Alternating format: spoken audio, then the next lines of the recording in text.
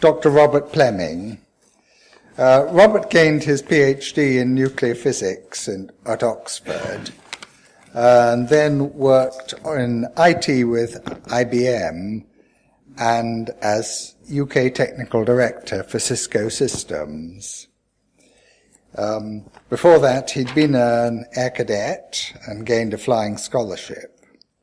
He has taken on the role of, is it Technical Director for Vulcan to the Skies? Now Chief Executive, and has the job of getting 558 back to airworthy condition. And we're all really interested to learn how it's going, how you're doing this incredible job of getting one of these aeroplanes back into airworthy condition.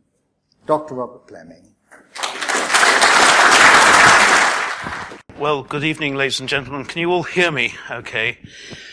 Excellent. For the next 40 minutes or so, I'll be telling you about the story to return this aircraft to flight.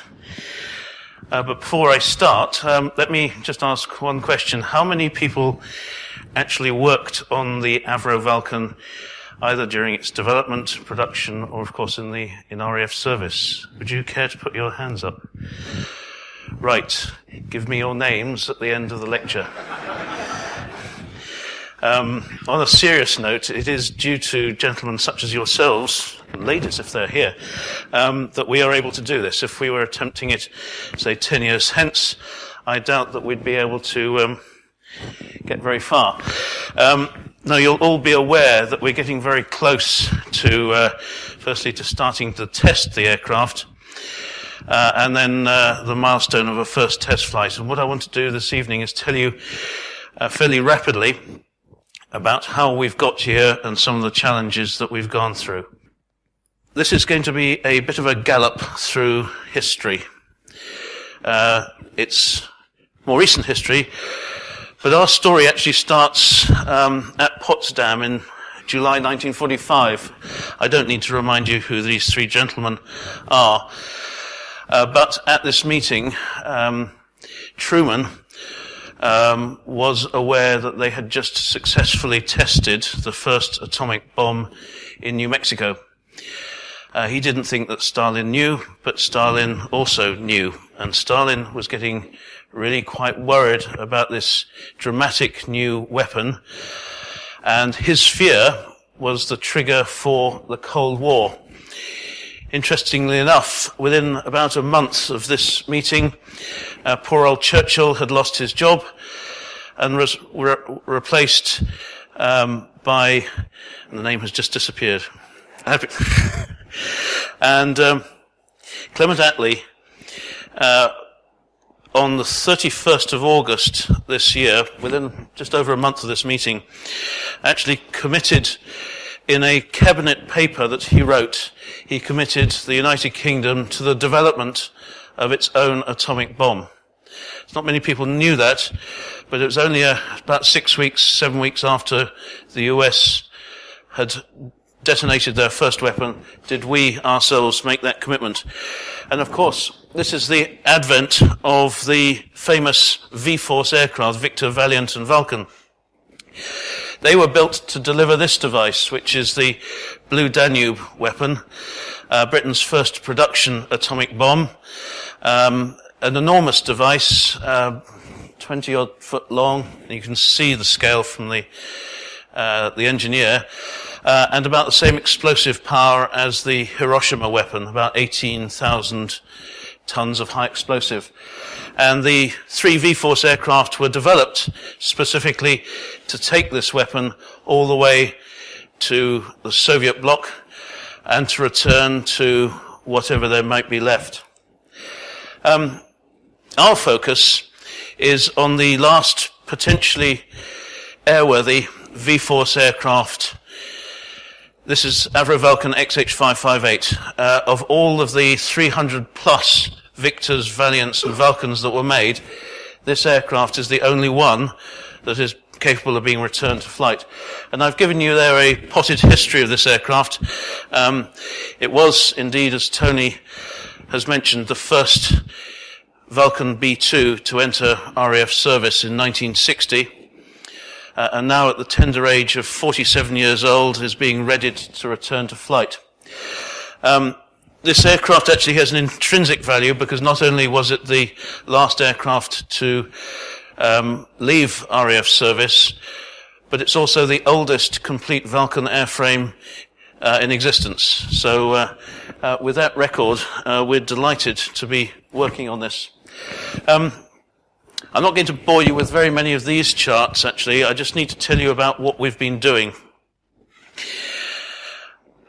This whole exercise has lasted some 11 years now.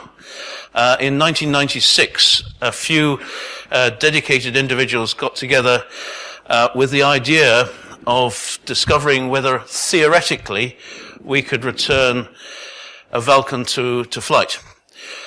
Because we had the common view that this aircraft, of all the aircraft that has been developed in the UK, this one actually represents all that's good in engineering and in flying. It's a remarkable piece of engineering.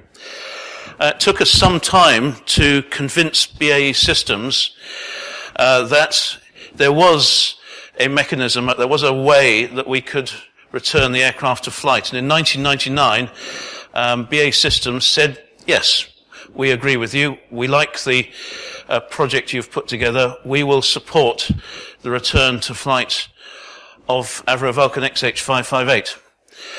This was key because the regulatory environment in which this aircraft will fly is extremely demanding. The regulations covering the flight of a complex ex-military aircraft such as the Vulcan, it also covers the same similar aircraft such as the Lightning, etc., require the original manufacturer and all the manufacturers of critical systems such as engines to be contractually providing design support. And so our first hurdle was indeed to bring BAE Systems on board. Theoretically, we knew we could do it. Then the question was, practically, could we do it? So the next phase was actually looking at the aircraft's technical state, surveying it, asking a number of important questions. Then there was a matter of money. I'll come on to say a little bit more about that. This is not a cheap project, as no doubt you all will know. This has actually cost millions to get this far. That was all under the first phase, which was the preparatory phase. We are currently in this phase we call the restoration phase, which is getting the aircraft back to airworthiness. We call it a restoration because that's a one-word answer. It's actually an extended major service of the Vulcan. We've taken the RAF's major servicing schedule, extended it in some areas, and that is what the aircraft is coming to the end of. Following that, we will return it to flight operations, and we hope to be flying for about 10 years. The limit on that flying life is inevitably engines. Rolls-Royce have given us a limit that will allow us to fly for about 40 hours a year for about 10 years. And after that, we'll retire the aircraft to a National Aviation Museum. With regret, but my view is it should never have been grounded in the first place. I'm not going to go through this chart. All I want to do is tell you about some of the things we checked out during the period after we got the yes from BAE Systems and before we went for the finance. This is all of the things that we looked at.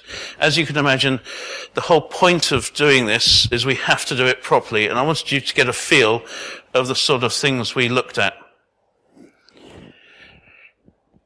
It's a lot of work. But the nice thing we had was an aircraft that had been kept in almost operating condition from the time of its last flight. It flew into Bruntingthorpe Airfield in Leicester, which is obviously where she is today, on the 23rd of March 1993, and from that time was maintained on a 28-day cycle of basically anti-deterioration servicing, and was kept in running condition. This is actually a fast taxi that the aircraft did on November 1999, just before going into the hangar for the start of restoration. The pilot was perfectly happy with the aircraft at that stage. He would have flown it had he been allowed. There was only one thing wrong, and you could probably all notice it, but the port landing light was out. This picture has some importance for me because I was actually in the cockpit that day. These are the sort of things we went through during the technical survey. Looked at the structure. Obviously, with the materials used on the Vulcan at the time, there were some concerns that with age, with time, with moisture, some deterioration had occurred. Wiring. You are all aware of the issues of old aircraft wiring. We looked very carefully at the state of the wiring, and indeed on the work that we've done, we've replaced virtually all of the critical systems wiring on the aircraft. System tests and engine tests. I'm not going to go through any of the results of these, apart from a couple of things. I mentioned the materials. This is actually one of the front spar bottom booms. It's a mass spar boom aircraft. The engineer within BAE who supports us tells me it's actually the same as the Lancaster wing, but I don't believe him. But this thing here, this little hump there, is a oxidation process called exfoliation, and it's a result of the type of material used in the wing. And we did find some areas like that in the wing of this, at that stage, near on 40-year-old aircraft. One of the questions we asked was, is this a problem? For us, the answer came from BAE to say no. They'd actually taken a look at the wing with modern tools and discovered the wing was far stronger than the original designers had thought, mainly because they were using slide rules rather than modern tools. And we could actually polish this out and protect the service with no concerns at all. Another critical success factor was the engines.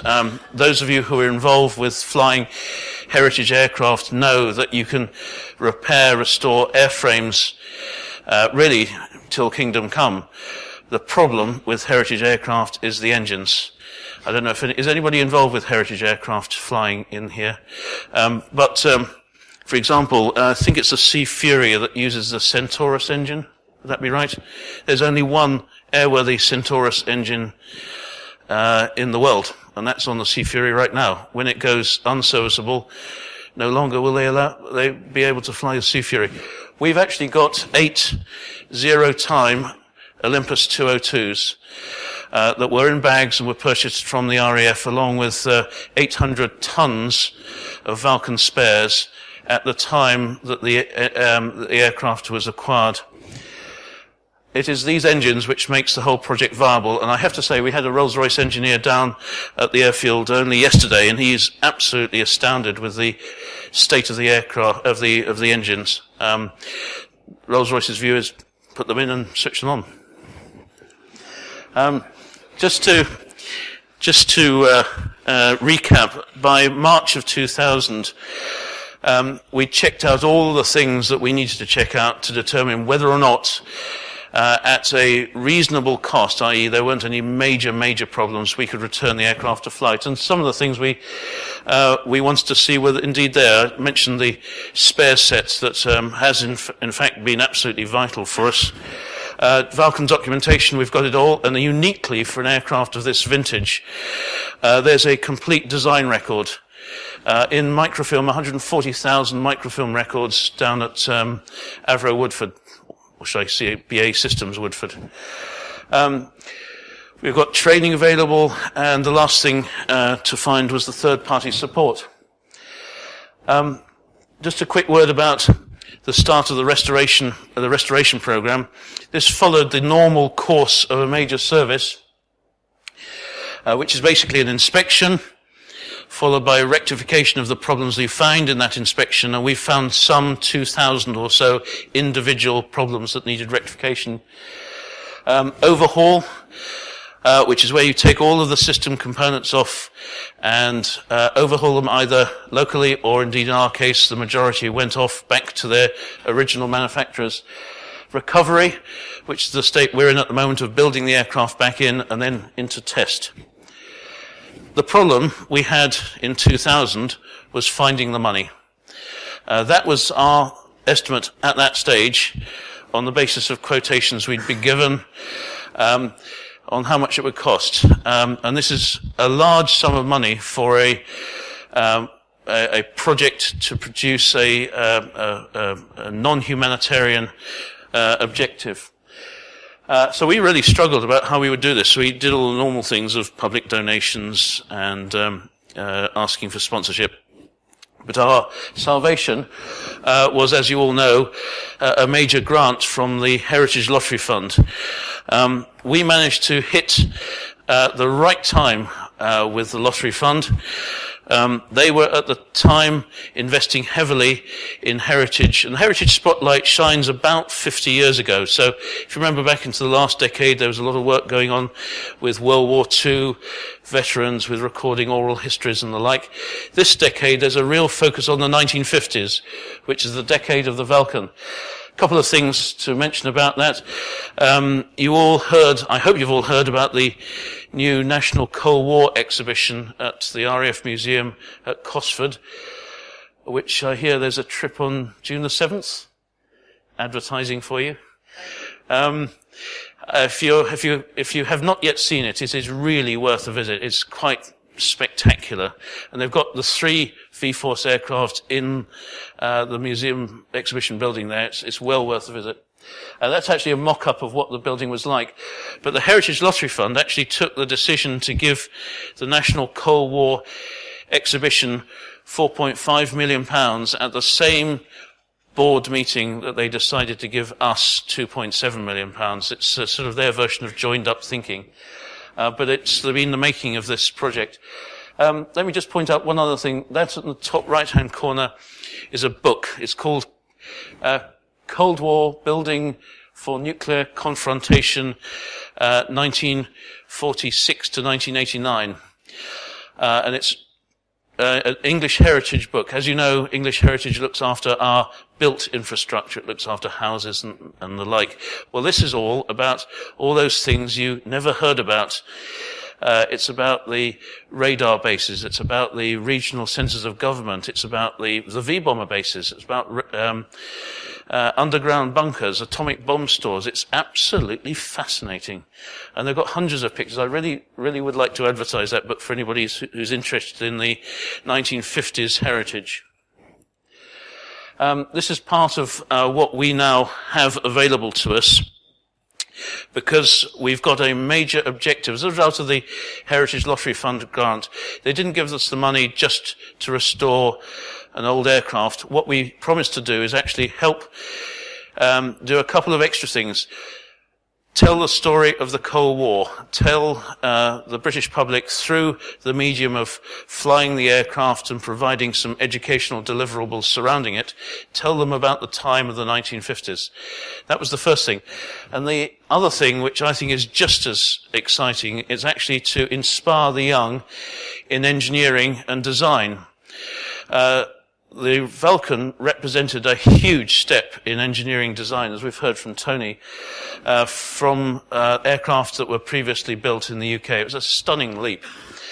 And what is more, it is absolutely awesome when it flies. I'm sure you all remember this.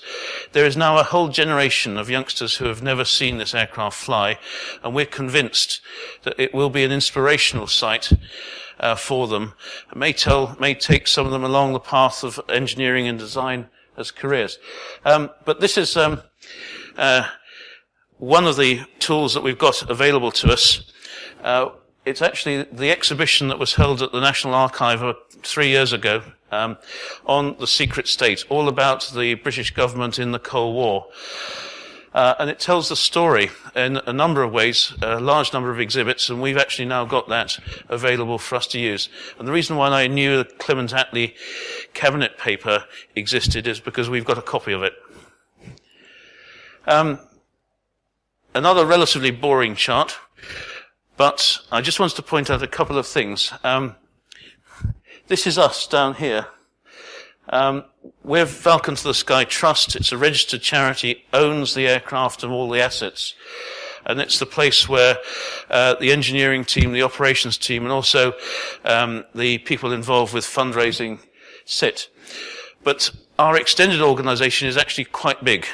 The key players in that are Marshall Aerospace, who are our engineering and airworthiness authority, and they actually provide the quality structure in which all of the engineering work is done. Anybody from Marshall's here? Oh, Graham, I didn't see you there. Alongside them, as the original constructor of the aircraft, are BAE Systems. We have to have them involved because, as I said earlier, the regulatory environment demands that they provide a no technical objection type of support. But also, all of these other companies are in a similar position. So Rolls-Royce have signed up to providing the similar support for the engines, and so on. You will recognize all of those names, I'm sure. The one that we struggled with a bit, is there anybody from Messier Doughty here? That's a great relief. The reason is, you've no idea, Messier Doughty actually are responsible for the landing gear. You've no idea how difficult it is getting a French company to support a British heritage project. But we got them on board, mainly because they were the last ones and we could really sort of tease them about it. But this is actually a very important set of companies, and I would say the support has been brilliant. Throughout the last 15 months or so, a whole set of hundreds of components and systems have gone through the process of overhaul or even remanufacture, and the sort of support we've been getting from these companies has been amazing. In addition, there are some 100 other companies who are helping us with smaller parts, but it is uniquely a great British aerospace effort, this whole project. We're just going to go on a tour of the hangar and workshops. I've gone through most of the boring bit now, so this is going to be a little bit more fun. This is where we are right now. So this is the aircraft almost as she is today, apart from the fact that it's actually rather better built than it is here. But I just want to show you a sort of a wide-angle view of the aircraft in the hangar. We'll move around the aircraft. You can see the nose radome is off. That's where the H2S radar was seated. Because of weight and balance considerations, we're actually putting a massive steel plate to represent the weight of the radar in the same position. But we don't need the radar in that current view. One thing I wanted to mention was the superb support we've had from the CAA. Anybody from the CAA here?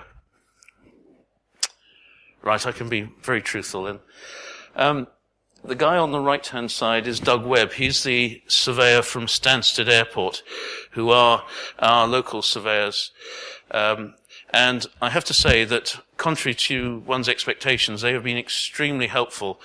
The golden rule is, in all this, you do exactly what you're told to do by the CAA. You don't try and sort of argue with them. You actually just accept what they say and do it. And as a result, it's been an absolutely brilliant relationship. That's backed up by guys from the design side down at Gatwick. And I was delighted that Mike Bell, who's the group director of SRG, actually visited us a few days ago, 23rd of April, and he was most impressed. It really makes you feel you're doing things the right way. This is most of our team. They range from people who worked in the RAF on Vulcans as crew chiefs, through to logisticians, and just airframe fitters, trade fitters. It's a relatively small team, as you see, because we are taking a reasonably long time to do this. They are backed up by some 6 or so technicians who are the basically the signature technicians from Marshall Aerospace. But I wanted to contrast that with this team. This is the team from the RAF who did a similar job of work on the Vulcans at St Athan when they were majored down there. There is some real big difference to this. We're taking about 22 months or so to major our Vulcan. These people turned a Vulcan out in some 45 to 50 days. So a rather different approach. Our team, obviously, coming to do something like this uniquely for the first time, one of the first things we did after we'd gathered the team was to train them, and we actually had proper classroom courses, 2 sets of courses, an initial course and then what we call level 3, which is the in-depth training. That was done in classrooms. We've also had some rather important aids generated. This board here is one of 90 or so Vulcan technical training boards that were used by the RAF to train their service people in how the Vulcan worked.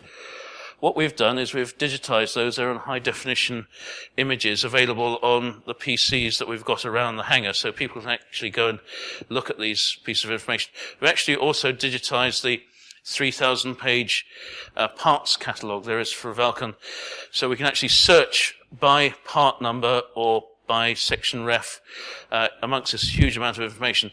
This, of course, was not available to the RAF in the old days.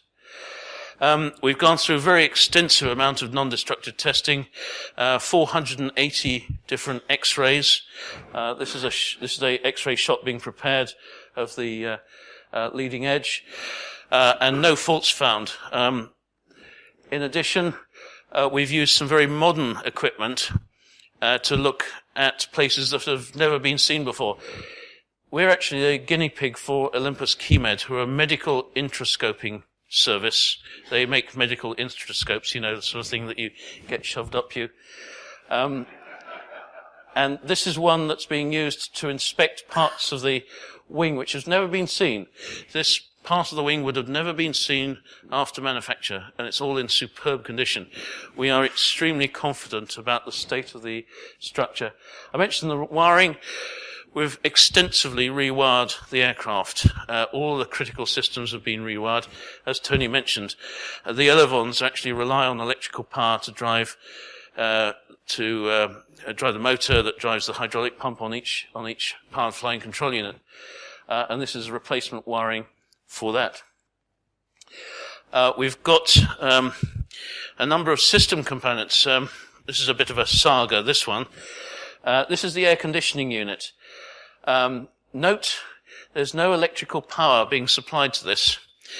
It's a marvelous piece of engineering, but it's driven by engine compressor air on the aircraft. We're using a Palouse, but it produces extremely cold air out of the end. You can see the condensation emerging. Marvelous piece of engineering, and this is a brand new one that was in our stock of 800 tons of spares. We've actually made 47 different system deletions on the aircraft. Tony mentioned the military flight system. That's one of them. This remarkable piece of equipment that Tony showed earlier actually drove 2 instruments called the attitude director and the beam compass. And those were just indicators, because behind that was a unit containing 6 different gyros that all had comparisons between them. It's a huge piece of kit. And it's very expensive to maintain. We were told that if they could do it, Smiths would charge us £25,000 each for each of the 6 gyros. Not a game we wanted to be in. So we've actually replaced it with a modern system. This is a Bendix King comfort system coupled to a Garmin GPS, and just with a normal GA artificial horizon. And that's what's on the aircraft now. Net price, £37,000. So it's a no decision from that point of view. A large number of the other operational systems have been physically deleted. So the navigation and bombing system, which is a radar-based sort of guidance system, chaff flare, the rear warning radar. You can imagine there are all sorts of systems, down to individually the ration heaters. Those have all gone. If once we've finished the cockpit, if you walked into the cockpit now as a Vulcan pilot, it would look very different from what you would have remembered. Not quite glass cockpit, but getting near. We're now getting to the end of the recovery stage where that green arrow is, and beginning to think about test. We've actually ordered our first load of fuel. 37,000 litres will arrive next week. And hopefully the week after that we'll actually start fueling up the aircraft. So we're gradually getting there. I'm not going to commit any dates. It would be absolutely the wrong thing. I will commit that we're going to be starting testing very shortly.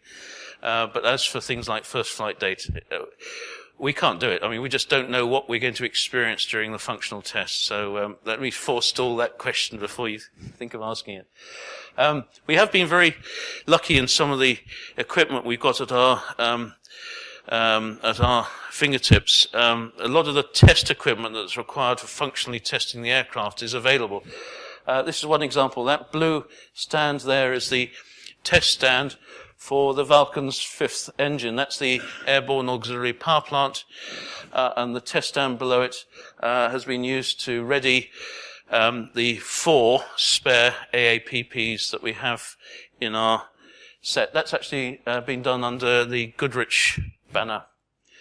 Powered flying control units, those have all been overhauled. This is actually 2 of the units going off to Smiths Aerospace at Wolverhampton for servicing. We've received those back, and those are now hanging off the aeroplane. Much work on the landing gear. Landing gear, this is where, interestingly, we're using some of the more modern design criteria. You may not know it, but the Vulcan did not have any ground-air-ground cycle limits on its undercarriage. It was all done on flying hours. And likewise for the engines. But people nowadays want tighter criteria, so we've actually had to get involved with some really deep strip work on the landing gear. This material is an old aluminium alloy forging, and it's not exactly the sort of thing that you would use nowadays. However, all of the inspections have been done, and it's actually all perfectly airworthy. We've got 14 fuel tanks on the Vulcan. Each of those has got a bag to contain the fuel. These bag tanks have been overhauled, and in fact we've remanufactured 2 down at Fireproof Tanks at Portsmouth. Just to give you the scale, that's a door there, and you can see roughly how big this is. Major milestone we had on the engines. There's a unit which controls the fuel flow called the chassis-mounted fuel system.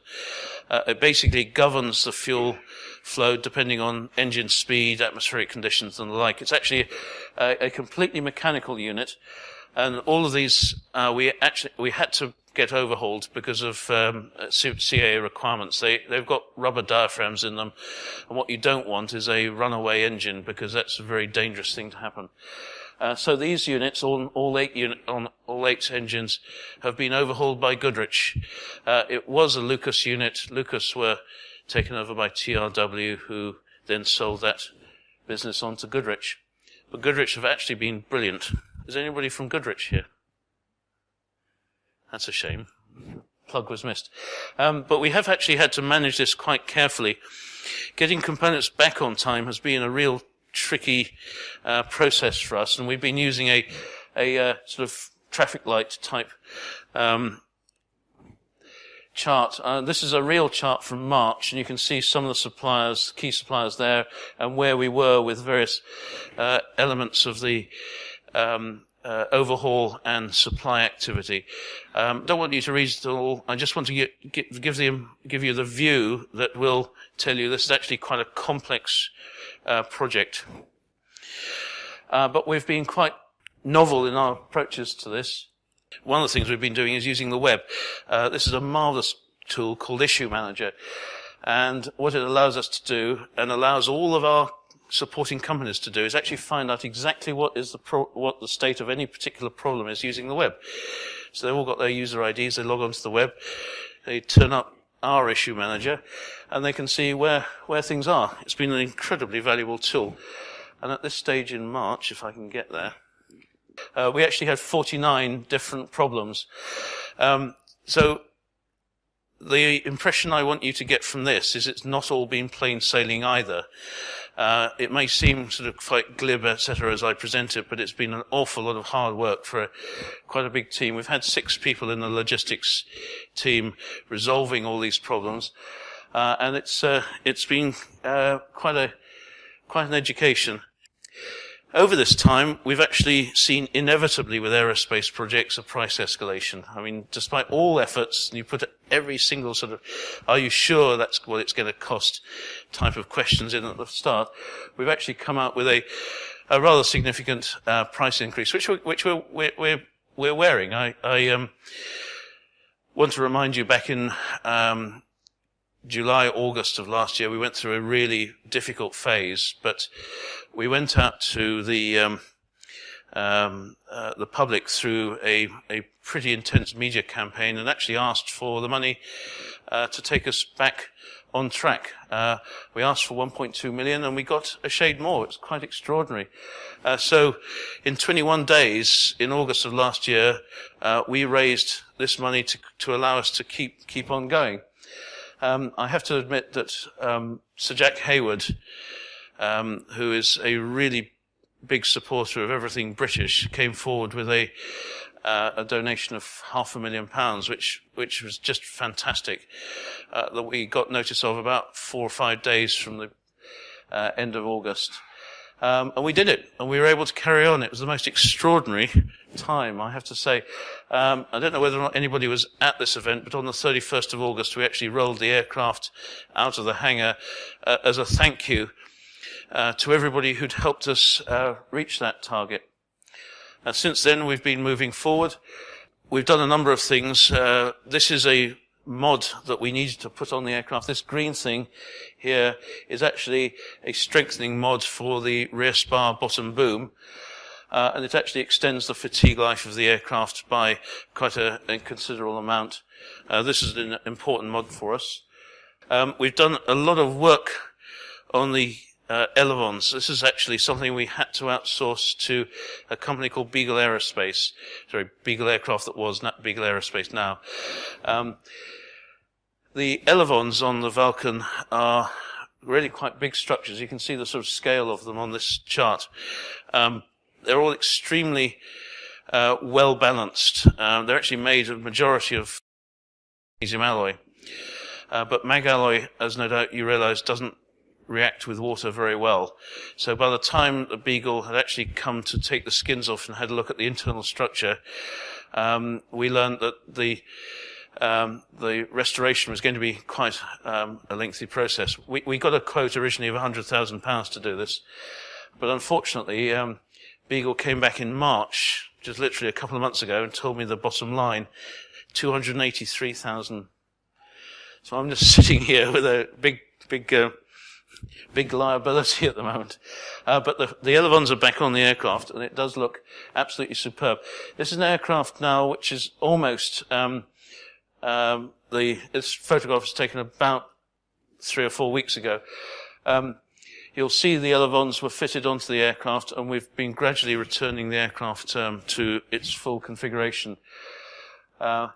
We've suffered one more problem, which has actually emerged rather late in the day due to a late finding on our inspection, and that's in the roofs of the landing gear bays, where there was a lot of corrosion discovered on the ribs and stringers. We actually have to lift the planking and replace a number of the stringers. It's taken a long time to do this work. We had 18 contractors working on a 24-hour shift to get this all done in time, but it's been quite an extensive exercise, expensive too. But it has, again, raised our price. We're pretty close to the final figure now, I want to say, because we are so close to the end. So all of the external work in third-party companies has now been completed, and we know the bottom line on that one. But it does mean that we're still looking for money. And outside, you will find Let me just tell you about these now so that I don't forget. This is our marvellous perpetual lottery, which, in return for which you have the chance of winning £558 every month. You need to put in a standing order, which is equivalent to about £1 a week. But it does help us with our forward funding to keep the aircraft flying. I've also given you the opportunity to pick up one of our Supporters Club leaflets, and if you're that way inclined, there's literally tons of Vulcan merchandise that you can buy. So those should be outside for the end of the meeting.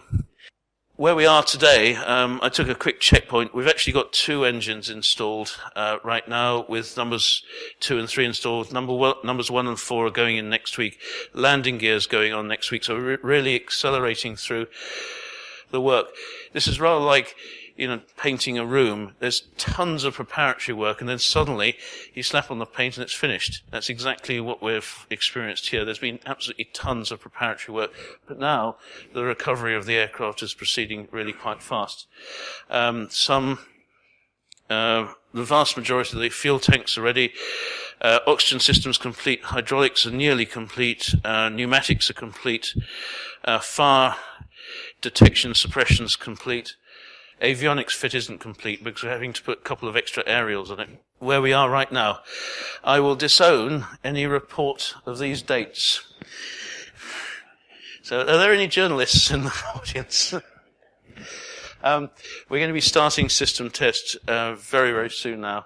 Air test, because of a problem we've got with the PFCU motors, I don't think the mid-June date is achievable.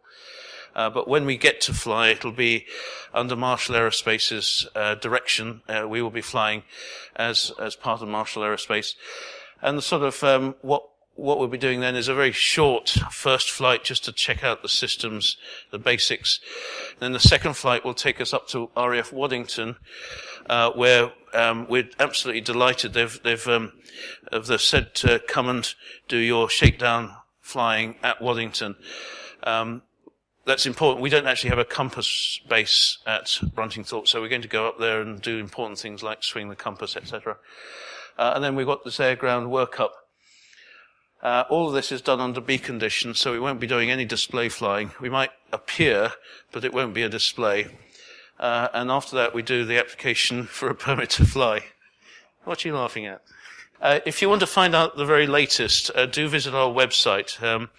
There was an engineering update put on only this morning, so if you want to go there, it's a good way of keeping track of what's happening. We will publish news on the project. Before you ask, the first test flight will be media only. We're not inviting the public to the first test flight. Our plan for flying the aircraft will be roughly 12 or so display days a year, and obviously we can do multiple events on a day during the display season, May to September. After that, during the out of season, we'd like to actually use the aircraft productively. So on the currency flights that we have to do, we may well fly to an RAF station, leave the aircraft there for a few days alongside the educational vehicle that we're planning to have, so that we can get some exposure to the aircraft out of the air show season. Just to tell you our gross costs, before anybody asks, for the 40-hour flying season, including all of the public benefit delivery, that's the education, etc., is about 1.5 million per annum. Lastly, inevitably, the question of environmentals comes up. We are, as you all know, an extremely noisy aircraft, and the airfield at Bruntingthorpe is an unlicensed, non-active airfield. It's actually in good condition because it's used for car trials, so the runway's in good condition. But we have no option to take off from there. I just want to show you this chart. In the middle, horizontally, is the runway at Bruntingthorpe, and the red splodges, which you can't read, are actually the villages that have sprung up around the airfield. We, with some trepidation in the middle of March, invited all of the local community representatives in to Bruntingthorpe for a briefing, thinking we're really going to be hit on this one. but I'm delighted to say that the local community is completely on board. They're very proud of what we're doing, and it was really very heartening. So, assuming the weather is in the traditional direction, we'll be taking off towards Lutterworth, which is that big blob there, which is about 2 nautical miles away from the end of the runway, and then turning either left or right to complete a circuit. Our major problem is that blue thing, which you will recognize as the M1. We've actually engaged the police, fire service, ambulance service, etc., because what we don't want is to sort of create a disaster on the M1. But we just, as you would imagine, we have been thinking about all this. Really, just to finish off then, I think I've gone a couple of minutes earlier. It is a unique project. Nobody has ever attempted to do this before, and it is, I think, a remarkably exciting one for everybody. We do have a very substantial amount of public support, as we proved back in August of last year. It is a lot bigger than just restoration and operation of the aircraft. We've got an enormous story to tell, not only of heritage value, but also the engineering side of it and the excitement side of it. I'm really going to be looking at the reaction of the people who've never seen a Vulcan before, because I expect it will be somewhat of a surprise. With that, obviously I'm available to answer any questions. There's so much I haven't told you, but I think I'd better stop there. Thank you very much. Thank you.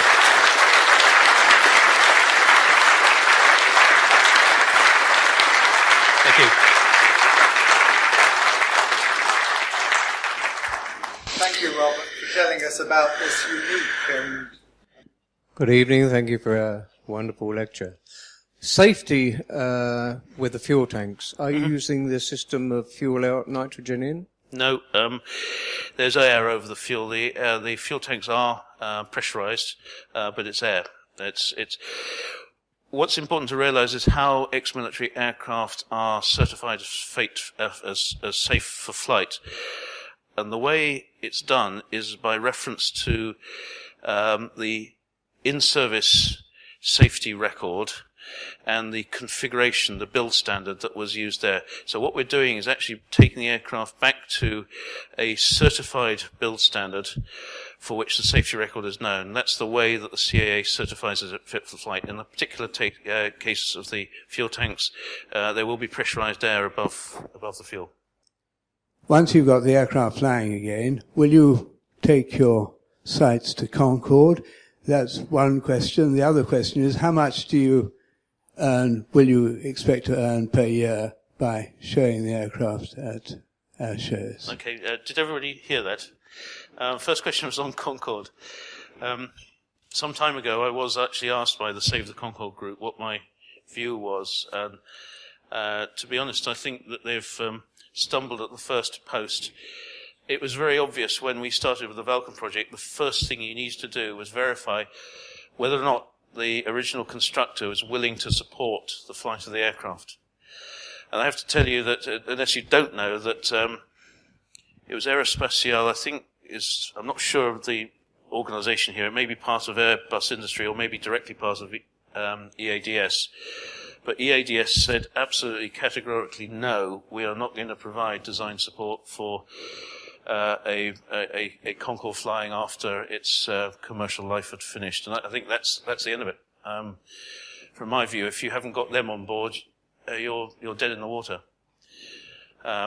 It's a great shame, but I think it's probably the right decision. The other question, which was... Income. Oh, yes. Right. There are several revenue streams associated with flying the aircraft. That figure of 1.5 million per annum is actually found through about a dozen different revenue streams, only one of which is the appearance fee.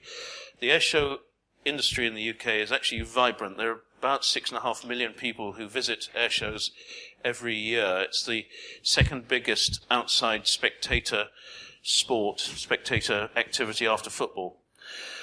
The various air shows have different characteristics, but they all do pay an appearance fee to the items that appear. We're positioning ourselves in terms of cost at the same level as the Red Arrows, who are the most expensive item in the UK. They actually charge, well, they did last year, about £7,000 per display. So if they appear once on a Saturday, once on a Sunday, that's £14,000.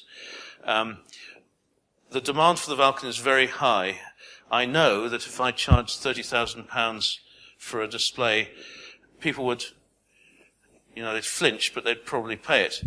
But the downside of that is it would wreck the airshow display market, because it would price everybody else out. I mean, they'd afford one item, as it were, and everybody else they couldn't afford to pay it. So we made a policy decision to position ourselves alongside the Red Arrows. So my base price is actually £7,000 per display, and we've actually broadcast that at the Air Display Association. So just to position you. But there are, the big revenue stream for us is actually commercial sponsorship. It's rather like Formula One, but different. Tony Houghton, ex-Vulcan navigator. Oh, hi. You haven't mentioned much about the aircrew. I wondered what the vintage was and what the training involves. The vintage, or veteran. The aircrew that we have assembled to fly the aircraft are ex-Vulcan aircrew. The first team that will fly the aircraft on the current plan is my chief pilot, squadron leader David Thomas, who was the last pilot to fly the Vulcan into Bruntingthorpe. He's also got terrific experience as he was the bomber leader pilot, the Avro Lancaster pilot for some time on the BBMF. Absolutely brilliant guy for the display of the Vulcan. He will be alongside Al McDickin. Al is, you know Al, don't you, Tony? He's actually, I think, still under contract to BAE Systems as a test pilot. He's a very experienced test pilot. He'll probably be in the left-hand seat, David in the right. And then behind them will be squadron leader Barry Macefield. Again, he's a retired squadron leader. He was the AEO, Air Electronics Officer, on the last Vulcan.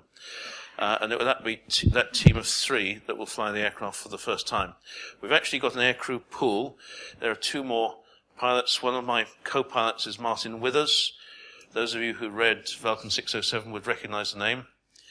He's itching to get back into the aircraft. We've taken out the bombing gear, by the way. Mike Pollitt, and there are two or three other people who have gone through the Vulcan Operational Conversion Unit as late as the early 80s.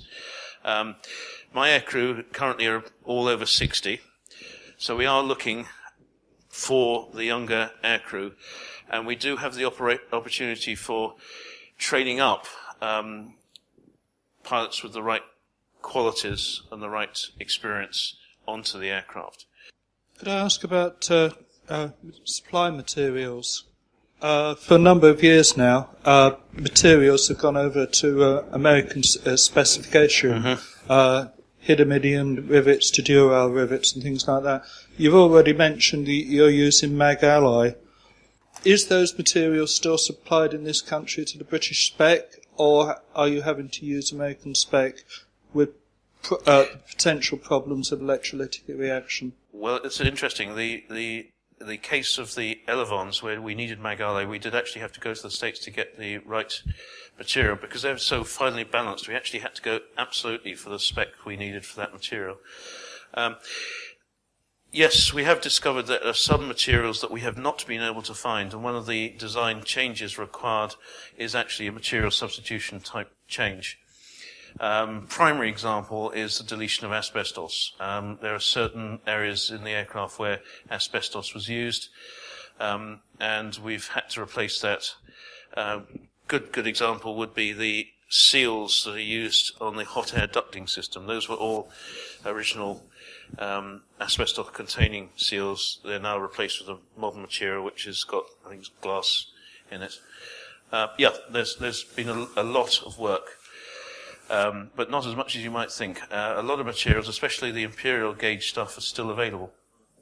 Remember the VC-10s are still flying. VC-10s are actually only 6 or 7 years younger than the Vulcan. There's a lot of stuff on the VC-10s that is still in use, and indeed the techniques that are being used to keep the VC-10 flying have been of very great value to us in taking this aircraft through its restoration.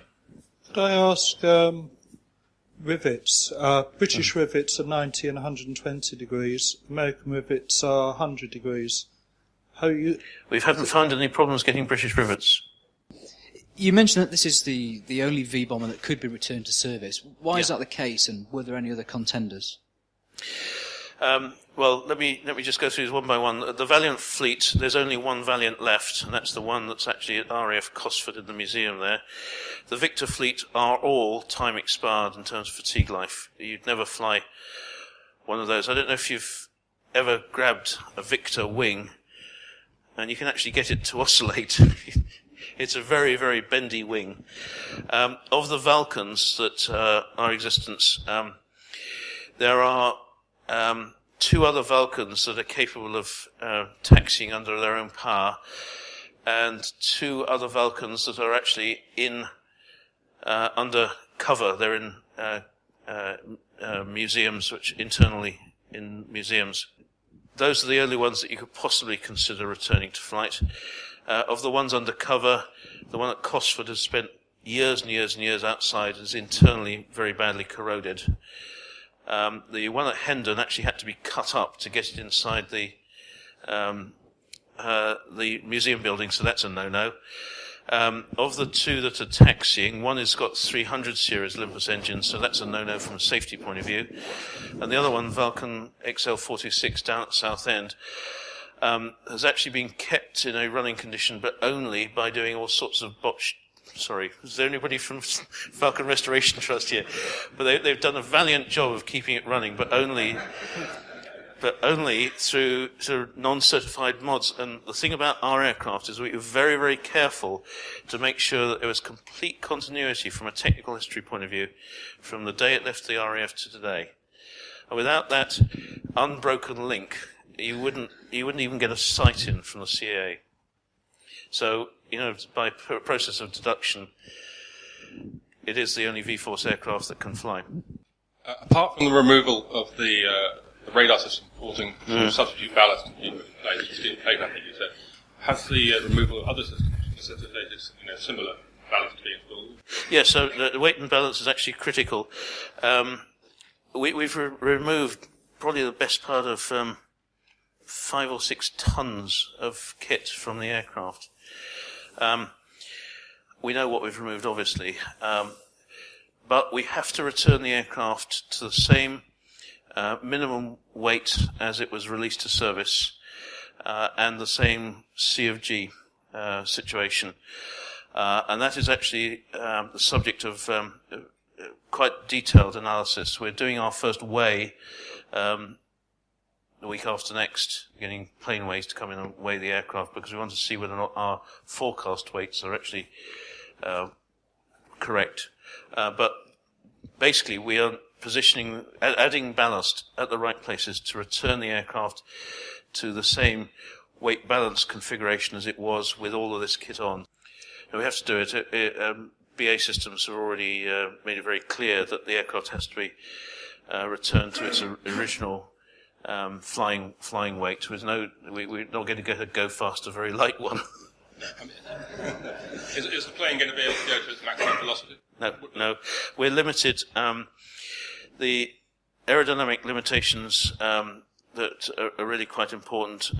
We're limited to 250 knots maximum airspeed normally, but if we're with the Reds, it's up to 300.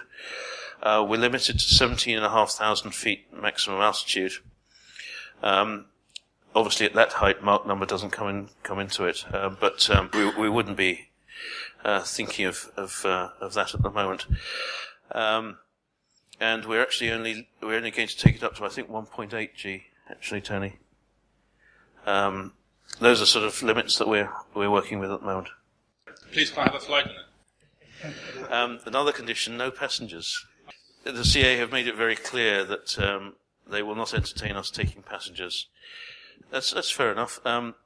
Our tactics on this one are really to gain experience and to get some flying hours under our belt. Then, if people become more confident in our operation, we'll see. But at the moment, I'm not going to even get a flight, which is a shame. But anyway. We could go on for a long time, but I know people have trains to catch, so I'm afraid I'm going to have to wind up the discussion now. I'm very sorry, because we could have gone on a lot longer. Thank you again for a super lecture. Thanks very much. And for handling the discussion. Please give our thanks to our speakers.